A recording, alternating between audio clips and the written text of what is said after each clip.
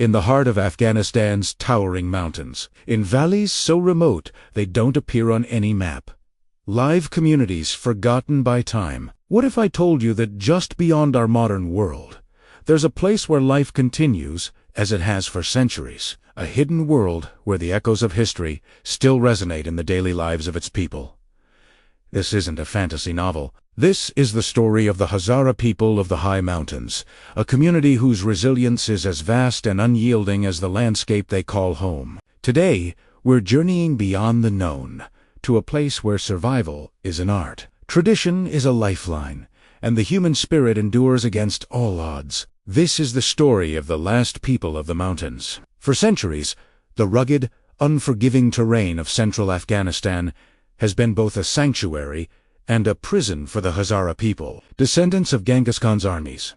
As many historians believe, their distinct features have set them apart for generations. This land of sharp peaks and deep, isolated valleys has protected them from the outside world, but it has also cut them off. Imagine living in a place where the nearest road is a treacherous multi-day trek away, where the changing seasons dictate every aspect of your existence, from the food you eat to the very roof over your head. This is the reality for the families we're about to meet. Life here is a delicate dance with nature. Spring arrives with the roar of melting snow, turning gentle streams into raging torrents that cut off villages for weeks. It's a time of rebirth, as the first green shoots push through the rocky soil, promising sustenance after a long, harsh winter. Families work together, their hands calloused from years of tilling the stubborn earth. They plant potatoes, wheat, and beans in terraced fields, carved into the mountainsides, a testament to generations of agricultural ingenuity. Every single seed is precious, every drop of water a gift. There are no supermarkets here, no convenience stores.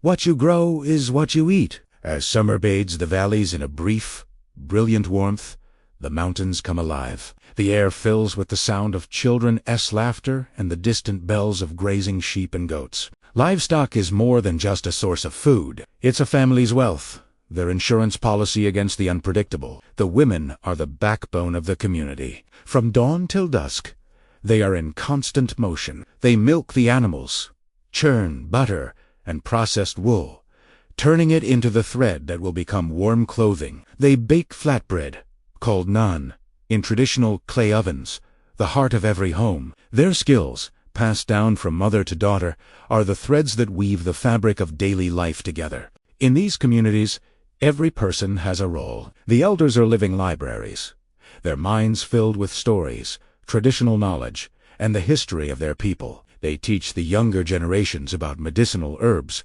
found on the mountainsides, how to predict the weather by observing the clouds, and the intricate oral histories that connect them to their ancestors. Children, from a very young age, learn to contribute. They help shepherd the flocks, gather firewood, and care for their younger siblings. It's a world away from a childhood of screens and schedules. Here, the classroom is the vast, open mountain range itself. But let's not romanticize this existence. It is incredibly difficult. Winter is the great trial. Snow falls thick and fast, burying homes and pathways under a deep white blanket. Temperatures plummet to unimaginable lows. For months, families are confined to their homes. Small, sturdy structures made of mud and stone, heated by a single stove, fueled by dried animal dung. Food supplies dwindle, and the threat of illness is constant. A simple infection, easily treated in our world, can be a life-threatening crisis here. Medical care is a distant dream. The nearest clinic might be days away on foot, an impossible journey in the dead of winter. The people here rely on their own remedies, and an immense, unshakable faith. The isolation is profound. News from the outside world travels slowly, if at all, often carried by a lone traveler or a crackling battery-powered radio. For decades, the turmoil of Afghanistan, the wars, the political shifts, the changing regimes, has felt like a distant storm. Yet, its effects are inescapable. The Hazara have faced a long and painful history of persecution, and even in their remote enclaves, the fear of instability is a constant, unspoken presence. They are a people who have learned to be self-reliant out of necessity, who trust their neighbors because they are all they have. Community is everything. When a family faces hardship, the entire village rallies. If a roof collapses under the weight of snow, neighbors arrive with tools and materials to rebuild it.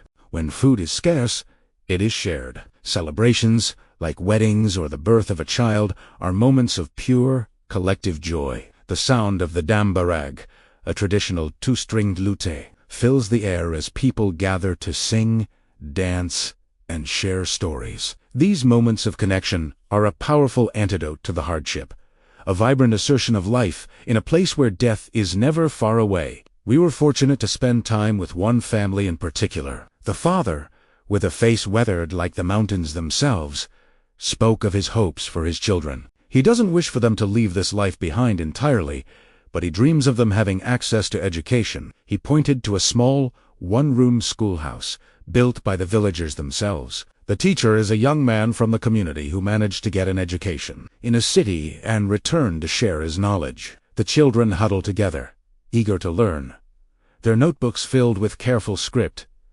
For them, education is not a chore. It's a window to a world beyond the valley, a chance for a different future. Teramoter, with warm, smiling eyes, showed us the intricate embroidery she works on during the long winter months. Each pattern tells a story, a silent language of symbols passed down through generations. It's a form of art, a source of beauty, and a small source of income if a trader happens to make the arduous journey into their valley. Her hands are never still, always creating, mending, or preparing. In her quiet strength, you see the resilience of a people who have mastered the art of making something from almost nothing.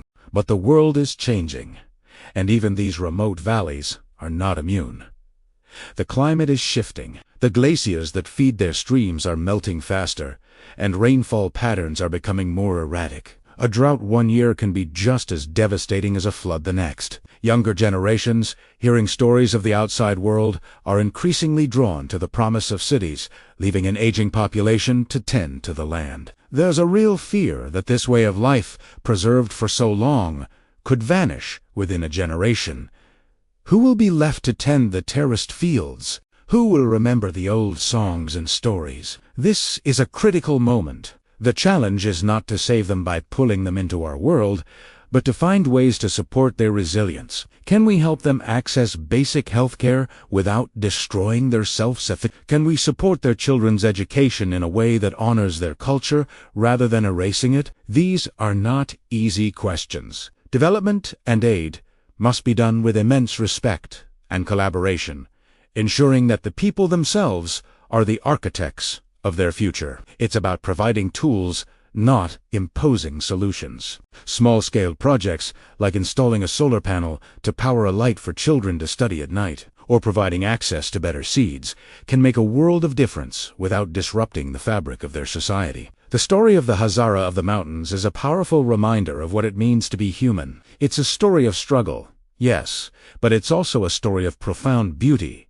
deep connection, and incredible strength. In a world that is increasingly homogenized and fast-paced, they offer a glimpse into a different way of being, a life lived in harmony with the rhythms of nature, rooted in community, and defined by a spirit that refuses to be broken.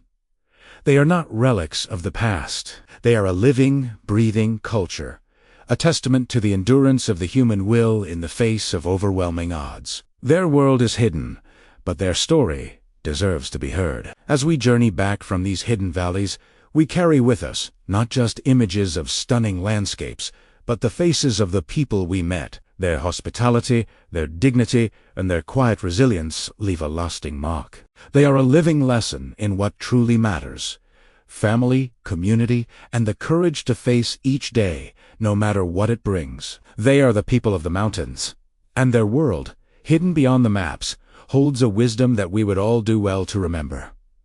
Thank you for joining us on this incredible journey. If this story moved you, please consider sharing it. The more people who know about these communities, the more we can foster a global conversation about how to support them with respect and understanding. Don't forget to like, subscribe, and hit the notification bell for more stories that take you beyond the familiar. Thanks for watching.